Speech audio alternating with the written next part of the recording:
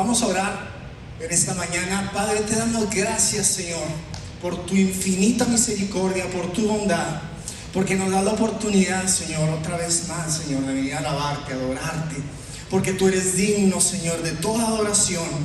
Tú, Señor, que nos rescataste de las tinieblas, que nos has traído, Señor, a tus caminos, a tu reino, a un reino de luz, de conocimiento, Señor, un reino de esperanza, un reino lleno de vida, Señor. Gracias por tu amor, gracias, Jesús, por haber lavado y limpiado cada uno de nuestros pecados con tu sangre preciosa derramada en la cruz del Calvario.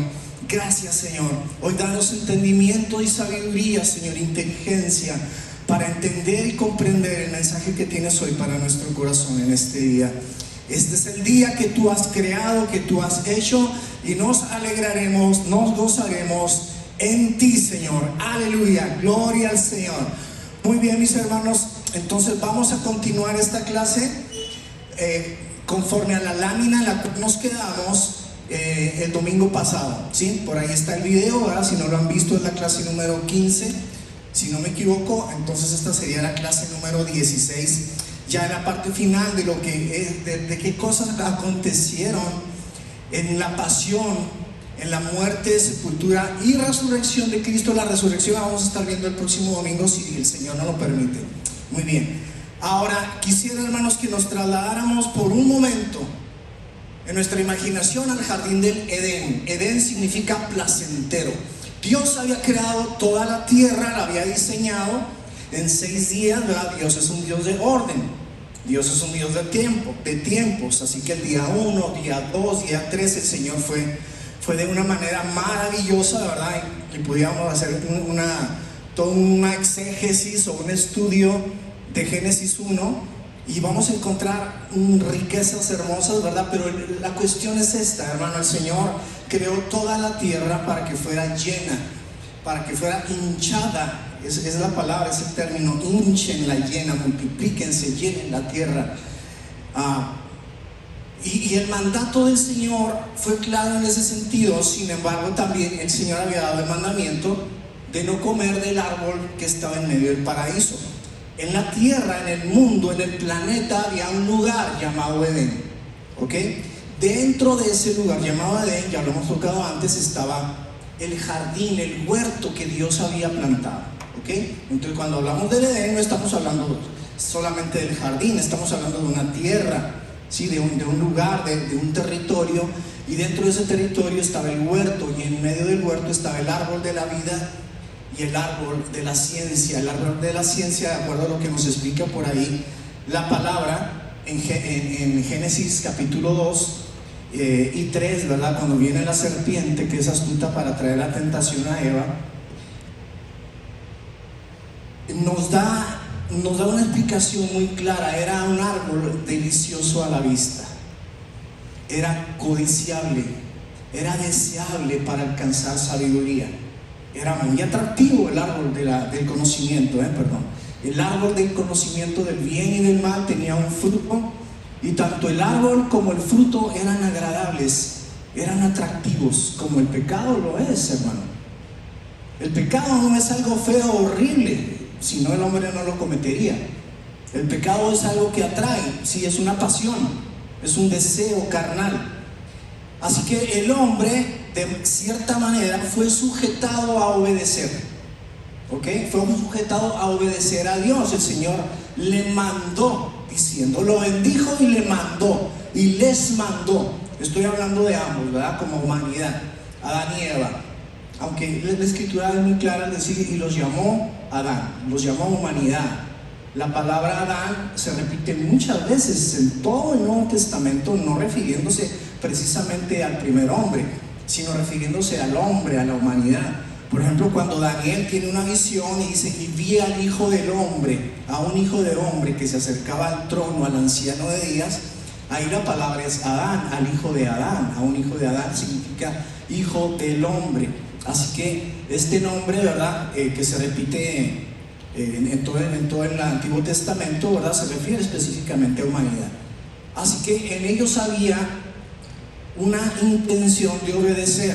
Dios lo había creado así, de tal manera que cuando nosotros hacemos la tarea y leemos Romanos capítulo 5, aunque 5:8 nos habla del amor de Dios, ¿verdad? Que Dios muestra su amor para con nosotros, pero ahí nos dice que por la desobediencia de un hombre entró el pecado, no obedeció. Él estaba, como lo dije ya, hermano, impulsado a obedecer. Así que cuando él peca, cuando Adán peca, hermano, no cuando Eva peca, sino cuando Adán peca, el Señor le dice: por cuánto obedeciste a la voz de tu mujer y comiste del árbol que te mandé diciendo no comerás de él. Pero fíjense lo que dice primero, hermano: por cuanto obedeciste.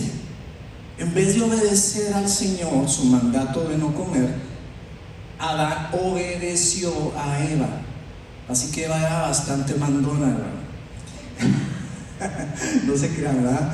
Por ahí dicen que el Señor la hizo ayuda y doña, ¿verdad? No es idónea, no es doña. Mucho menos ayuda y dueña, ¿verdad? Porque a veces, o sea, ya tengo a mi ayuda y dueña, ¿verdad? Dueña de mis quincenas probablemente, ¿verdad? Pero no es así. Bueno, a veces sí fue. Él obedeció.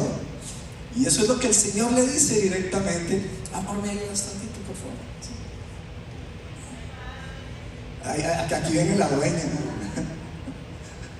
Yo que traigo la cartera, hermano, en la solapa. ¿Sí vieron que corrió, verdad? Así que bueno, le dijo el Señor: ¿por cuánto obedeciste? ¿Por cuánto obedeciste a tu mujer? Ahora, ¿qué nos dice Romanos 5, hermano? Nos dice: por la desobediencia de un hombre entró la muerte, entró el pecado a la humanidad. Y pasó a todos los hombres por cuanto todos pecaron. Y ahí nos dice, ¿verdad? Por cuanto todos pecaron, están destituidos de la gloria de Dios. En el libro de Romanos, ¿verdad? 3:23, todos pecaron, están destituidos de la gloria de Dios. Así que seguimos el ejemplo de Adán, porque fuimos hechos a imagen y semejanza de un Adán caído con una naturaleza corrompida, porque cuando la muerte entra a la humanidad, entra la corrupción, ¿sí? La muerte trae corrupción. La enfermedad, hermano, es parte de la misma muerte, la enfermedad. Cuando nosotros empezamos a morir, cuando empezamos a sentir en el cuerpo estragos, cuando empezamos a sentir que ya no funciona correctamente algún órgano de nuestro cuerpo, hermano, es la muerte que está operando, que está trabajando por ahí, está matando cada día. Claro que Dios ha creado un sistema de regeneración, pero en nuestro ADN, ¿verdad?, está la muerte ahí. Cuando a veces compartimos, o yo comparto en lo particular en la palabra del Señor en los hospitales, ¿verdad? Yo explico un poquito de esto y les digo: todos tenemos fecha de nacimiento y un acta de nacimiento, pero no tenemos ni la fecha ni el acta de nuestra defunción. Solamente el Señor la conoce, ¿sí? Tenemos una fecha de caducidad. La muerte está operando en cada uno de nosotros, hermano. Yo espero, hermano, ser arrebatado, ¿sí? Y no pasar por la muerte. Pero si paso por la muerte, ¿cuál problema, hermano? Si para mí el vivir es Cristo y el morir es...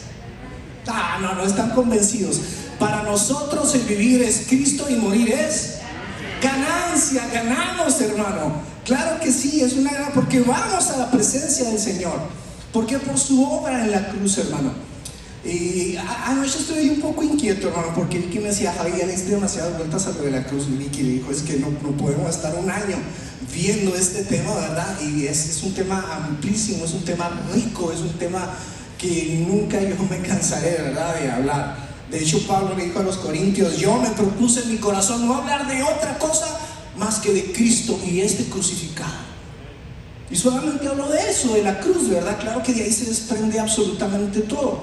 Así que ese árbol llamativo, llamado árbol de la ciencia del bien y del mal, estaba junto a otro árbol quizás no tan llamativo, que era el árbol de la vida.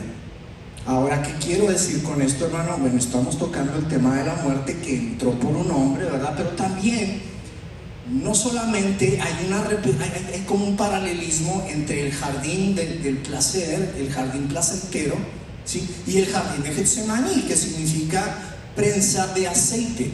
Así que de un lugar placentero donde Adán muy gustosamente obedece a su mujer para satisfacer un placer carnal, aunque él no lo conocía como tal, ¿verdad? Pero obviamente después se manifestó.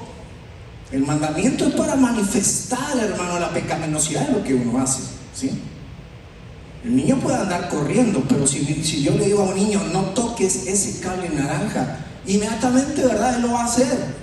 ¿Por qué? Porque está inclinado a hacer lo malo. Hay una inclinación, ¿verdad? No metas las tijeras, ¿verdad?, y a la clavija de la luz. El niño se va a ver tentado a hacerlo y lo va a hacer. Hay una intención de obedecer. Entonces, perdón. Entonces, en esta intención, hermano, él obedece a Eva, peca, ¿verdad? Desde luego que obedece un mandamiento que para él es muy atractivo, pero que del árbol de la vida, ¿cómo era? O sea, no nos da la Biblia mucho conocimiento acerca de ello. Y ahorita vamos a ver, hermano, lo que es el árbol de la vida. Lo que es el árbol de la vida, obviamente enfocado en la cruz de Jesús. Vamos a ver Amós 8:9. ¿Sí? Amós 8:9. Antes de esto, nada más para no dejar inconcluso el tema del paralelismo. Getsemaní no era un lugar de placer, no era un lugar de tranquilidad, no era un lugar de armonía, ¿verdad? Era un lugar donde se prensaban las aceitunas, donde se exprimían y se sacaba el aceite del oliva.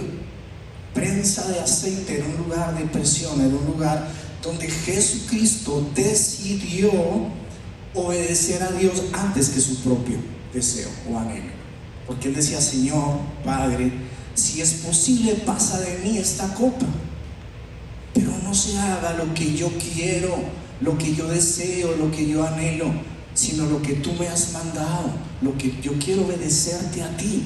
Era la oración de Jesús. 3 veces el Señor se alejó como a un tiro de piedra, que serían, ¿verdad?, unos 12 metros, 14 metros, de tal manera que los apóstoles, a quienes él había tomado como su círculo íntimo, que eran Juan, sus hermanos Jacobo y Pedro, el Señor les dijo: vengan y oren conmigo, porque mi alma está triste hasta la muerte.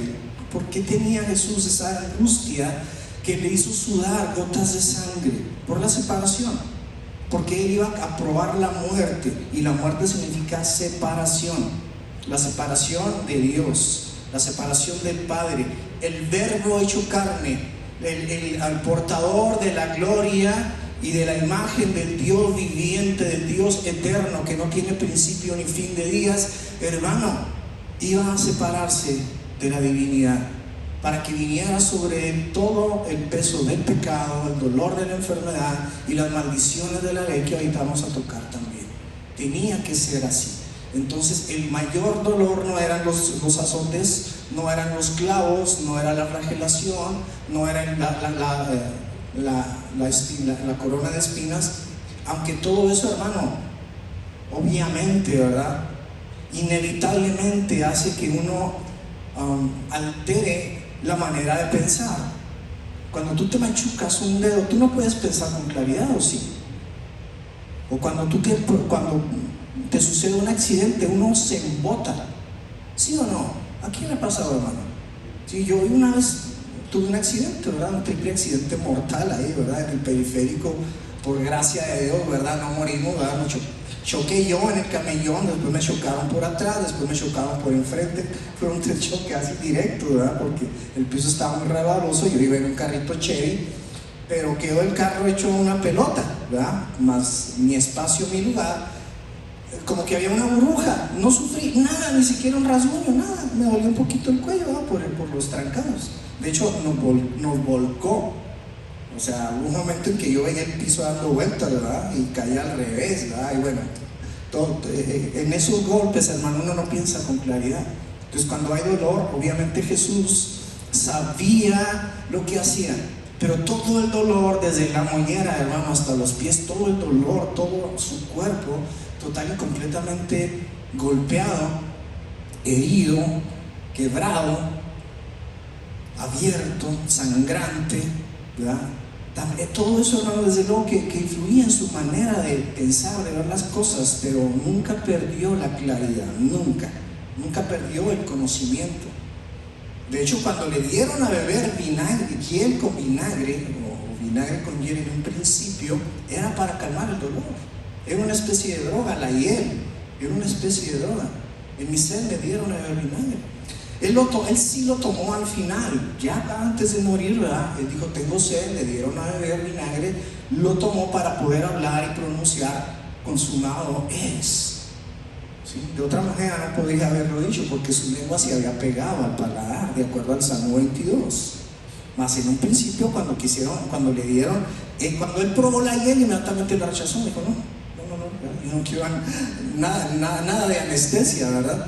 Él tenía que sufrir, Él quiso sufrir por nosotros. Así que, hermano, bueno, en este paralelismo, la obediencia de Jesús, por la obediencia de Él, entró la vida a toda la humanidad, a todo aquel que quisiera comer del árbol de la vida. Y Jesús en la cruz es como una imagen del árbol de la vida en el paraíso. Y ahorita vamos a ver una cita muy interesante. Después de esta lámina, se los prometo. Muy bien. Amós 8:9. Acontecerá en aquel día, dice Jehová el Señor. Ay, Virginia, estás jugando, ¿verdad? Okay. Si quieres, como quieras, ¿no? Okay. Acontecerá en aquel día, dice Jehová el Señor, que haré que se ponga el sol a mediodía y cubriré de tinieblas la tierra en el día claro. Ok, aquí estoy poniendo yo algunas notas, hermanos, para que les sea más fácil, más sencillo a ustedes comprender el cumplimiento de lo que dice el profeta Amós, uno de los profetas menores. En Lucas 23:44 encontramos escrito que cuando era como la hora sexta hubo tinieblas sobre toda la tierra hasta la hora novena. Okay. Sabemos cómo se manejaba el horario en los tiempos de Jesús, ¿verdad? En el pueblo judío. El día empezaba al atardecer o al anochecer, ¿sí? Así que estaba dividido en 12 horas nocturnas, 12 horas diurnas. Jesucristo mismo dijo, no tienen día 12 horas, hablando de la luz, ¿verdad? No tienen día 12 horas. Por ahí búsquenlo, busquen el número 12, ¿verdad? Y van a encontrar este dicho de Jesús. Así que la hora cero del día, de la luz, del día diurno, no de la noche, ¿verdad? La hora cero era las 6 de la mañana. Así que las 3 eran las 9, va a ser como un reloj, ¿verdad? Para ustedes. ¿Sí? ¿Estoy bien? Izquierda, derecha. Bueno, las 3, las 9 de la mañana. Okay. La hora tercera era las 9, así que la hora sexta era mediodía, ¿sí? Y las 3 de la tarde, hermano, o las 15 horas, era la hora novena, ¿ok? Estamos hablando de 3, 6, 9, que en sí forman la cruz. Pero hay una importancia, hermano. A las 3 de la tarde, ¿qué pasaba a las 3 de la tarde? Hermano, el Señor había instituido el sacrificio de la tarde, que era precisamente a esa hora, a las 3. Y lo podemos leer en Éxodo, lo podemos leer en Levítico, ¿verdad? Donde da la orden acerca de los sacrificios y habla del sacrificio de la tarde. Tenemos ejemplos como cuando Elías retó a los 400 profetas de Baal y 400 profetas de Acera, ¿verdad? Y dijo, ustedes primero hagan el sacrificio, ¿verdad? Después yo haré el mío, y el Dios que responda con fuego, ese es Dios. Así que ellos, ¿verdad? Los profetas de Baal, estuvieron clamando y sajándose, y llegó un momento en que empezaron a flagelarse ellos mismos, ¿verdad? Y a sangrarse y a cuchillarse, dice ahí, conforme a su costumbre. O sea que ellos tenían por costumbre agarrar nopales y golpearse en la espalda, hermano, ¿sí? ¿Por qué? Porque pensaban que con eso agradaban a Baal, ¿verdad? Que el dios de las moscas, Belzebú, Baal-Zebú. Y dice que lo hicieron desde la mañana hasta la hora del sacrificio de la tarde. Así que llegando la hora del sacrificio de la tarde, las 3 de la tarde, fue cuando Elías dijo, tráigame un buey, ¿verdad? Lo partió, restauró el altar, ¿verdad? De Jehová, que estaba arruinado poniendo 12 piedras representando la unidad que ya del pueblo de Israel, porque estaba dividido. Y precisamente a esa hora, a la hora del sacrificio de la tarde, es cuando cae fuego del cielo y consume el sacrificio, consume las piedras, consume la zanja, el agua, todo lo que había ahí, ¿verdad? Y todo el pueblo se postra diciendo: Jehová es Dios, Jehová es Dios, Jehová es Dios. Cuando Daniel, hermano, oraba allá en Babilonia, ya no había templo, ya no había sacrificios, pero Daniel se rodeaba de gente que anhelaba volver otra vez a la adoración como el Señor había establecido en el templo. Entonces vino de repente un ángel a la hora del sacrificio de la tarde. Vino un ángel y le habló. Era el ángel Gabriel, le traía un mensaje a Daniel allá, hermano, en el exilio, porque a esa hora, pues esa hora es importantísima, hermano. Esa hora se le denomina, de acuerdo a la Pascua y de acuerdo a Éxodo 2:6, ¿sí? Dice, hablando del sacrificio pascual, del cordero pascual, dice: y lo guardaréis hasta el día 14 de este mes, y lo inmolará toda la congregación del pueblo de Israel entre las 2 tardes. Bueno, yo estoy pensando que entre las 6 de la mañana entre las 6 de la tarde de un día y las 6 de la tarde de otro día, para mí eso es entre las 2 tardes. Pero Josefo, sí, que es un historiador, él no aparece en la Biblia desde luego, pero es un historiador. Él en su registro, ¿verdad? En sus libros históricos, él menciona que esta interpretación para el pueblo de Israel, porque había varias interpretaciones, a ver, ¿qué es entre las 2 tardes? ¿Sí? ¿Qué es entre las 2 tardes? Entonces, en los tiempos de Jesús, entre las 2 tardes, y desde luego, ¿verdad? Yo coincido con la opinión del pueblo, ¿verdad? Porque este mandamiento viene desde Éxodo, hermano. Ahí está, Éxodo 12, apenas están, todavía no salen, hermano. El mandamiento es para la Pascua, ¿sí? Entre las 2 tardes van a hacer el sacrificio y luego ya vienen las instrucciones para de ahí ser liberados, ¿verdad? Y empezar su caminata, su gran aventura de 40 años, ¿verdad? Tremendos. Por el desierto, ¿verdad? Hasta que una nueva generación entre en la tierra prometida. Pero bueno, ¿qué es entre las 2 tardes? Hermano, se consideraba que la primera tarde, por así decirlo, porque nuestro español es limitado y a veces hay cosas que no permiten una traducción exacta a nuestro razonamiento o a nuestra forma de pensar, ¿sí? La primera tarde, hermano, empezaba justo cuando empezaba a caer el sol, ¿sí? Es decir, a las 12. Cuando llegaba al clímax, que en la Biblia se le menciona Negev. ¿Han escuchado la palabra Negev? ¿Sí? Es como un lugar, está justo en el centro de Israel, y es donde el Negev, donde tú te paras y no hay sombra, ¿sí? Porque el sol está justo arriba de ti, no hay sombra, ¿verdad? ¿A dónde te me fuiste, sombra, verdad? Entonces, desde ese momento empieza a caer la tarde, empieza a caer el sol, ¿sí? ¿Hasta cuándo? Hasta el ocaso, que son las 6 de la tarde, ¿ok? Entonces, la escritura dice aquí, ¿verdad? Yo lo puse en horario de nosotros, ¿verdad? Aquí en esta parte, ¿sí? Ya expliqué lo de la hora sexta hasta la hora novena, desde las 12 hasta las 3 de la tarde, que es la hora del sacrificio de la tarde. Y aquí dice: y lo inmolará todo el pueblo de Israel entre las 2 tardes, entre las 12 y entre las 6, en medio. Esa palabra entre significa en medio. ¿Cuándo es, hermano? Son las 3 de la tarde, ¿sí? Está establecido. Así que el Señor, a mí me maravilla el grado de detalle que tiene la palabra del Señor en cuanto a todo lo que hemos estado viendo en las últimas clases, hermano.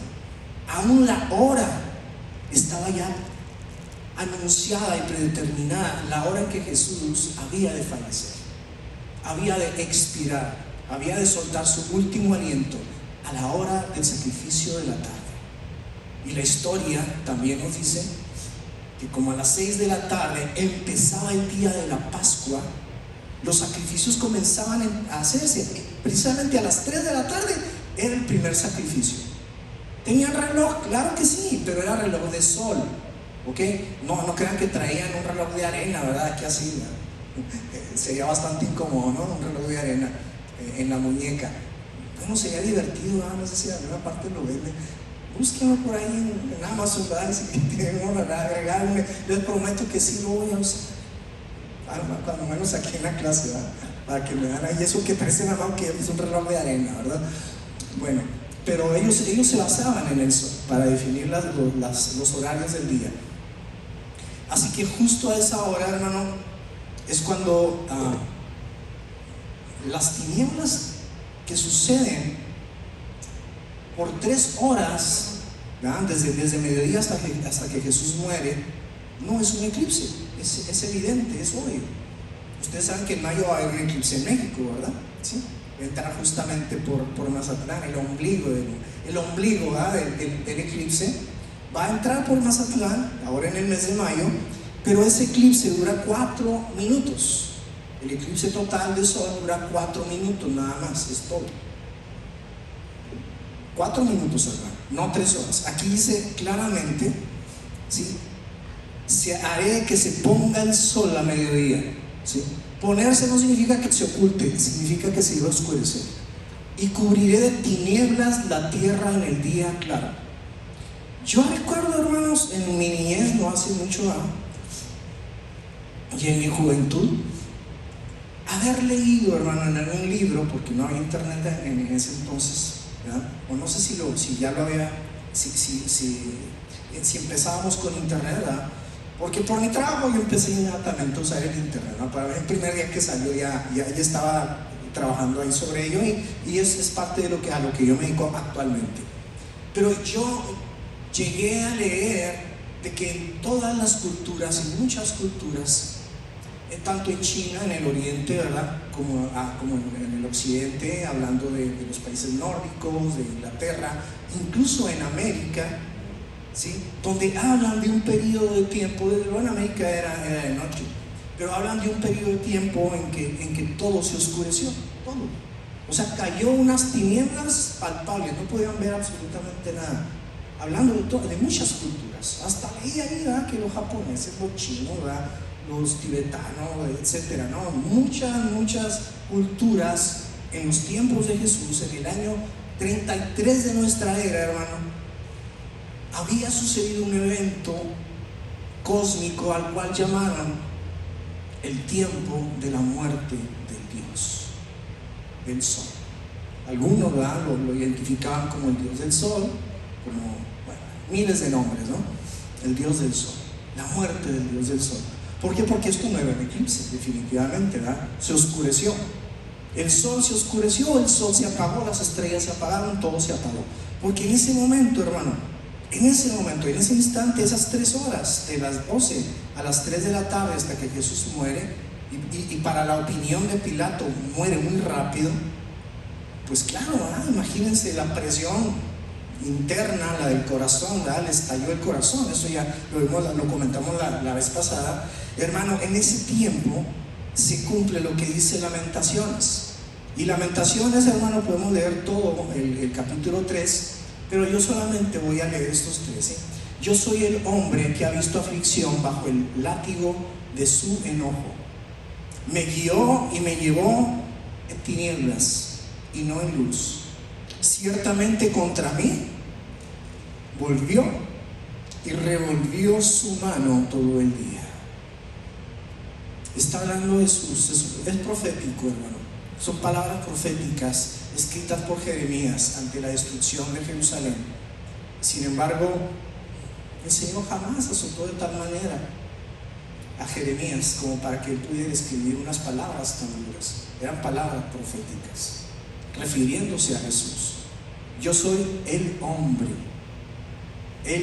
no un hombre, no, el hombre.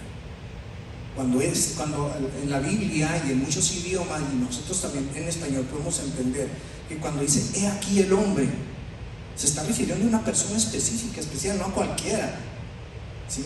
Es como en inglés the one, ¿verdad? El único, el hombre, el uno. I am the one, ¿verdad? O sea, yo soy el hombre, yo soy el uno, yo soy el primero, yo soy aquí el representante de toda la nación, ¿no?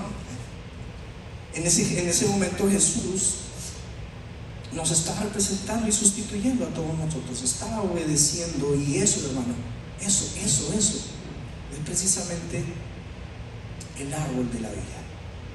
Jesús clavado en una cruz me guió, me llevó en tinieblas y no en luz. Ciertamente contra mí volvió y revolvió su mano todo el día.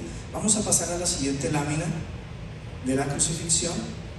Deuteronomio, escuchen bien esto, hermanos: si alguno hubiere cometido algún crimen digno de muerte y lo hicieres morir y lo colgares en un árbol. Esa es la palabra. Se traduce como madero, ¿sí? Se traduce como higuera, la palabra etz. Pero la traducción, ¿verdad?, más común es árbol. ¿Ok? Así que si alguno hubiere cometido algún crimen y lo hicieres morir y lo colgares en un árbol, no dejaréis que su cuerpo pase la noche sobre el árbol. Sin falta lo enterrarás el mismo día, porque maldito por Dios es el colgado, y no contaminarás tu tierra que Jehová tu Dios te da por heredad. Este es el árbol de la vida. Me voy a adelantar un poquito, ¿verdad? Jesús dijo: el que no come mi carne y bebe mi sangre no tiene vida eterna. Entonces Jesús es el fruto de la cruz, y la cruz es el árbol de la vida. ¿Es atractiva? No lo es. No lo es en absoluto, hermano. No lo es. Ver a un hombre, Jesús, tu Señor, tu Salvador, en quien has puesto toda tu esperanza, el que te amó, el que te dio la vida, el que te bendijo, el que te rescató en el día malo, y verlo colgado en una cruz, sangrando, y la imagen que representa no es atractiva. Es por eso que Isaías dice, ¿verdad?, y lo hemos leído: escondimos de él el rostro. ¿Sí? Nos cubrimos para no verlo, para no mirar. Las mujeres, hermano, dice la Escritura, ¿verdad?, que las mujeres lo miraban de lejos. De lejos. Yo creo que para ellas no era humanamente soportable acercarse para mirar a Jesús. No era algo tan impactante mirar este árbol de la vida, ¿sí?, que lo miraban desde lejos. Ellas tenían todo el derecho de acercarse, no había impedimento. ¿Por qué? Porque eran mujeres, ¿sí? De acuerdo al Imperio Romano, ¿verdad?, podían acercarse hasta cierto punto, ¿verdad? Las mujeres más, ¿verdad?, incluso al pie de la cruz. Pero los hombres, ¿verdad?, para mantener controlada la población, que no se hiciera ahí una revuelta, ¿verdad?, o algún acto de protesta o lo que fuera, ¿verdad?, los hombres los mantenían un poco más alejados, ¿verdad? Había una guardia resguardando ahí las tres cruces. Pero las mujeres podían irse hasta los pies, ¿verdad? Y mucho más si eran amigas, parientes o su madre, ¿verdad? Jesús, con una voz que no pienso que fuera fuerte, habló con Juan y habló con María y le dijo: mujer, he ahí a tu hijo. ¿Sí? Y a Juan le dijo: he ahí a tu madre. Y desde aquel día él cuidó de ella. Los hermanos, ¿dónde andaban? Por allá desobligados, ¿verdad?, quién sabe dónde. Pero el Señor le encargó, porque desde ese día, a partir de ese día, Juan la cuidó en su casa, y ya después se la llevó a Éfeso, y etcétera, ¿no? La historia la conocemos, pero para poder decir eso tenían que estar relativamente cerca de la cruz. ¿Sí? Tenían que estar, no podía decirle hasta allá, ¿verdad? Tenían que estar relativamente. Ahí estaba Juan y ahí estaba María. Quizá Juan dijo: espérenme, yo soy compa del sumo sacerdote, así que con permiso. Él era amigo del sumo sacerdote, era conocido de la familia sacerdotal. Yo creo que le surtía tan buen pescado, ¿verdad?, porque no encuentro otra relación entre un pescador de Galilea, allá en el norte, en Ciudad Juárez, por así decirlo, ¿verdad?, y alguien en la capital, ¿verdad?, una eminencia del sumo sacerdote. Pero Juan mismo dice: yo entraba y salía, ¿verdad? Él pudo entrar en el momento del juicio. O sea, Juan tenía ciertos privilegios. Yo creo que íbamos chinando, ¿verdad? No lo sé. Pero bueno, la creencia, hermano, es que cuando Dios dijo estas palabras en Deuteronomio 21, las introduce de una manera bastante peculiar, porque Él está hablando acerca de la herencia, ¿sí?, acerca de la herencia de los hijos. Después, dentro del mismo capítulo 21, ¿verdad?, está hablando acerca del hijo rebelde y contumaz, que cuando no obedece es malcriado y se pasa la línea, ¿verdad? de rebeldía, ya a modo de blasfemia, los padres tenían que llevarlo, ¿sí?, para que fuera enjuiciado y muerto. Y ahí, en ese momento, es cuando él dice: y lo apedrearán. Y yo ya les he contado, ¿no? La manera en que morían era por apedreamiento. Cuando llevan a la mujer adúltera, se la llevaban piedras, ¿sí? No llevan una cruz, no llevaban clavos, no llevaban eso. No estaba dentro de la cultura judía en ningún momento colgar a alguien, nunca, nunca. Esto era el único pasaje que yo recuerdo. Es cuando matan a los familiares de Saúl, ¿verdad? Les cortan la cara y los cuelgan como exhibiendo sus cuerpos. Y van las mujeres a rescatarlos, ¿verdad? Para poderlos dar, para darles una sepultura, ¿sí? El hecho de que un cadáver quedara afuera, ¿verdad?, obviamente era una aberración para los judíos. Tenían que bajarlo. Y mucho más cuando el mandamiento en el 23 es que no dejen su cuerpo que pase la noche, ¿sí? El mismo día lo enterrarás. Esto no hacían los romanos, ¿verdad? Sin embargo, Jesús murió, ya lo vimos, ¿verdad?, a esa hora. Ahora, la creencia de los judíos, de acuerdo a esta cita, que mete de una manera bastante extraña, porque no lleva el contexto, hermano, no lleva el contexto. Dice: si tú hicieras matar a alguien y lo cuelgas de un madero, o sea, Dios mío, es la única parte en la escritura, en el Pentateuco, en la ley, en la cual habla acerca de colgarlo de un madero y será maldito. Maldito por Dios es todo aquel que es colgado de un madero. Es decir, si a ti sin hacer nada te colgaban en aquel entonces, ¿verdad?, de un madero, Dios era para ti, para Dios tú eras ya maldito, por el hecho de estar colgado entre el cielo y la tierra, puesto que para ellos significaba que era desechado de la tierra y era desechado del cielo. No está en la tierra, no está en el cielo, está clavado, está exhibido en tierra. La tierra no lo quiere aceptar, por eso no la toca, el cielo tampoco, ahí queda desechado de todo para siempre. Por eso la maldición está bastante enfatizada. Ahora, ¿por qué tanto por ti y por mí, hermano? Leamos lo que dice el Nuevo Testamento. Gálatas 3:3: Cristo nos redimió de la maldición de la ley, hecho por nosotros maldición, porque está escrito: maldito todo el que es colgado de un madero. Están las maldiciones, hermano. Deuteronomio 28, del 15 al 68, tú vas a encontrar más de 100 maldiciones, hermano. Más de 100 maldiciones. Maldito serás en tu entrada, en tu salida, aquí, allá, te vendrán tumores, te vendrá esto, te vendrá 100 maldiciones, 100 declaratorias, 100 estatutos de maldición. Por cuanto no obedeciste al Señor tu Dios, ni le serviste con alegría. Ay, ay, ay, hermano, esta palabra es bastante dura.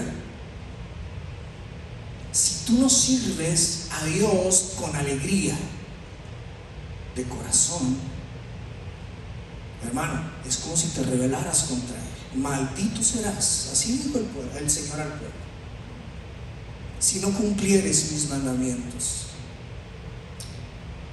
No sé si alguien me puede buscar el Deuteronomio 28:14, probablemente por ahí venga, y luego levanta la mano, ¿verdad?, donde dice precisamente de que necesitamos ser, si vas a servir al Señor, hazlo con gozo, con alegría, con entusiasmo, ¿sí? Tú no puedes adorar a Dios sin la intención de gozarte en su presencia. ¿Ya lo tiene, hermanita? A ver, con una voz de trueno, hermano.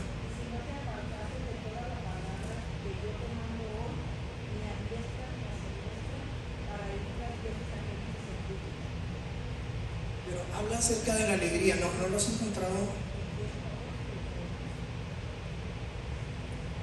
Bueno, ahorita al final lo vemos, sí, ahí con alegría o con gozo de corazón, ¿ok? Muy bien, estas son más de 100 maldiciones. Segunda de Corintios 5:21 dice: al que no conoció pecado, por nosotros lo hizo pecado, para que nosotros fuésemos hechos justicia de Dios en él. A ver, vamos a ver esto claramente. Jesucristo, siendo verbo, algo intangible, se encarnó, y eso podemos entenderlo, ¿verdad? Bueno, también el pecado, que es intangible, se encarnó en Jesús. Así que Él fue hecho pecado, es decir, se amalgamó. su vida se amalgamó con el pecado. El Logos se amalgamó con el pecado y tenía que morir. Así que en Cristo mató las enemistades, principalmente la enemistad entre Dios y la humanidad. ¿Enemistad? Sí. Porque todo aquel que quiera ser amigo del mundo se constituye enemigo de Dios. Así que éramos enemigos de Dios. Enemigos, no gente neutral, no, éramos enemigos por causa de nuestro pecado. Pero Él, que nunca lo conoció, se hizo pecado y fue a la cruz para vencer al pecado. Así que en la cruz, hermano, esto lo pueden ver en el video o anotarlo, ¿sí? En la cruz el Señor derrotó a Satanás. El Señor derrotó a la muerte. ¿Tiene la cita, no? Véngase para acá, hermano, para que todos lo escuchen. ¿Sí? Para toda la gente que me ve en todos los países de América Latina, en África, no sé qué nada, eso es antes yo. Por cuanto no servisteis a Jehová tu Dios con gozo y alegría de corazón por la abundancia de todas las cosas. ¿Les digo?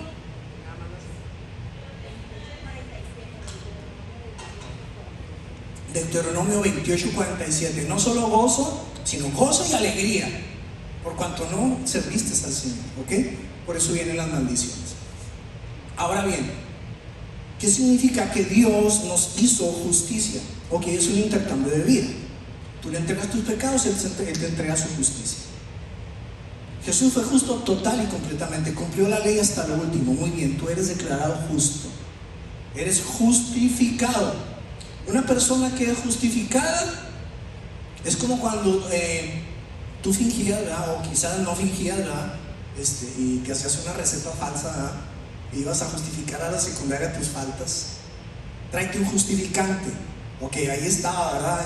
Todo el mundo falsificando las recetas médicas, ¿verdad? Y no, todo se podía, ¿verdad? Se podía. Entonces, perdona, Cecilia. Javier, no, ya no voy a contar nada, ni me voy aquí. Yo solo, ¿verdad? Me piso el pie. Hermano, no. Bueno, yo era bueno para hacer recetas. Y cobraba, pues tuve que empezar a cobrar por ellas, ¿verdad? Pero que eso era, ahí estaba perfecto, justificado, cero faltas, cero, no hay nada. ¿Por qué? Porque llevó un justificante, ¿verdad? Así que se hacían filita, ¿no? Ahí conmigo. Ahí empecé a hacer buen negocio. No vuelve a aquellos años, no, para nada, ¿verdad? Para nada. Pero esto significa, Dios te declara justo, nunca pecaste, nunca fallaste. Tu vida ha sido perfecta, ha sido justa. Todos tus pecados, tus errores, no los sé, no los encuentro, los eché tras mis espaldas, los puse en el fondo de la mar, no me acordaré de ellos. ¿De qué me estás hablando cuando dices que eres débil y que vas a volver al mismo pecado una y otra vez? ¿Por qué lo haces si tú nunca habías pecado? Señor, que toda mi vida, ¿de qué me estás hablando? He borrado tus pecados, tus pecados los he como nube. Yo deshice como nube tus rebeliones. A ver, busca la nube, ya está deshecha. ¿Dónde está? No existe. Sí, pero acá tengo una foto, ¿verdad? Pues ahí tendrás la foto y el recuerdo. Pero para mí no existe. Es como si Dios, que no tiene limitación de tiempo, viajara al pasado y borrara eso. Bueno, listo. Eres una nueva criatura. Esto significa nacer de nuevo. El niño que nace no tiene pecado. Así que cuando tú naces de nuevo, cuando tu espíritu revive, porque viene la vida sobre ti, eres una nueva creación, eres un nuevo hombre, no un viejo hombre. Ya tu naturaleza es diferente. Yo por mucho tiempo le pregunté, Señor, ¿por qué la Biblia dice primogénito? Yo entiendo unigénito porque es el único hijo, pero primogénito porque eso me alegaba. Cuando yo ya me puse bravo con los testigos de Jehová, porque primero éramos muy compas, ¿verdad? Y ya después me puse bravo. Ellos me decían, mira, ahí dice el primogénito, primer creado. ¿Cómo la ves? Y dije, Dios mío, ¿qué les digo a estos diablos? No sabía qué decirles, porque primogénito significa primer creado. Entonces Jesús fue creado, ¿no? Porque eso no va con la naturaleza de Dios.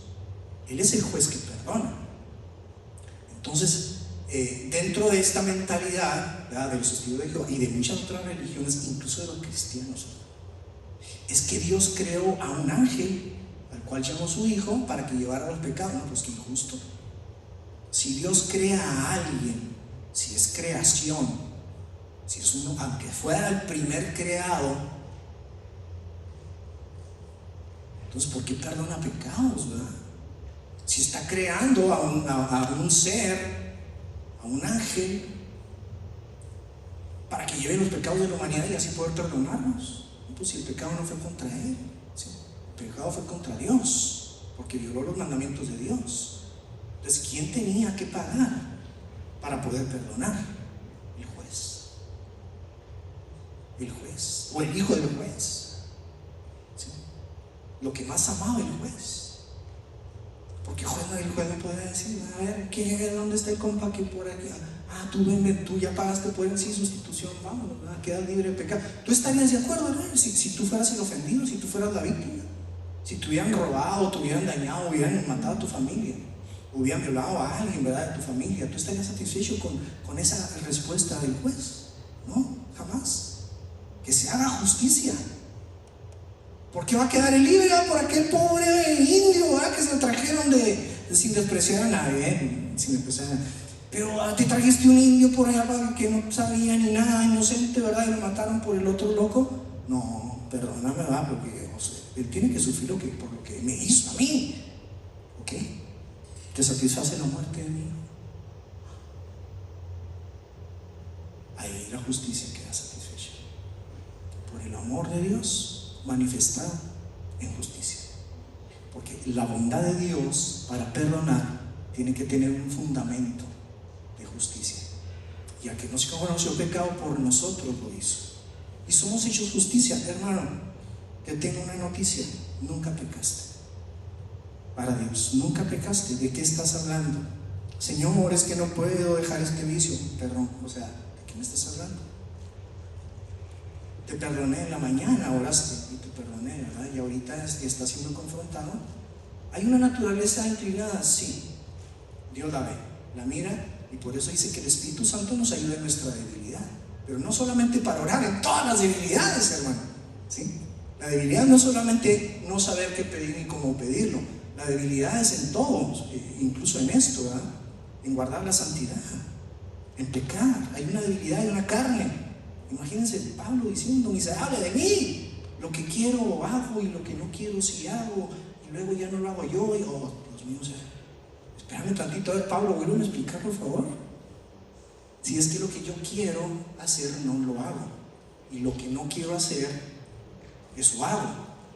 Entonces, si yo no quiero hacer lo que no hago, ni no hacer lo que hago, entonces ya no soy yo, sino el pecado que mora en mí. Ok, si alguno es psicólogo aquí, por favor, no se vuelva loco con estas palabras, ¿no? Porque sí está bastante.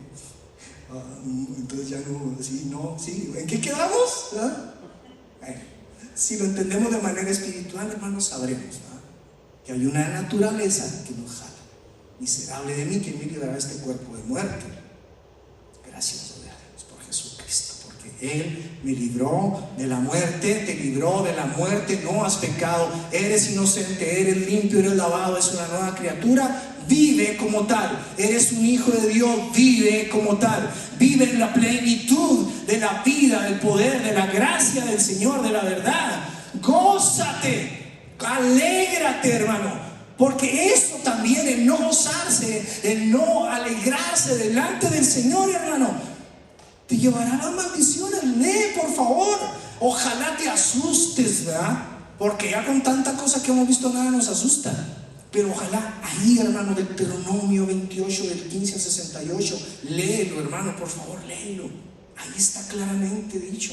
Todas las maldiciones te vendrán por cuanto no serviste al Señor, por la abundancia de todas las cosas. ¿Quién desayunó, hermano? Aquí.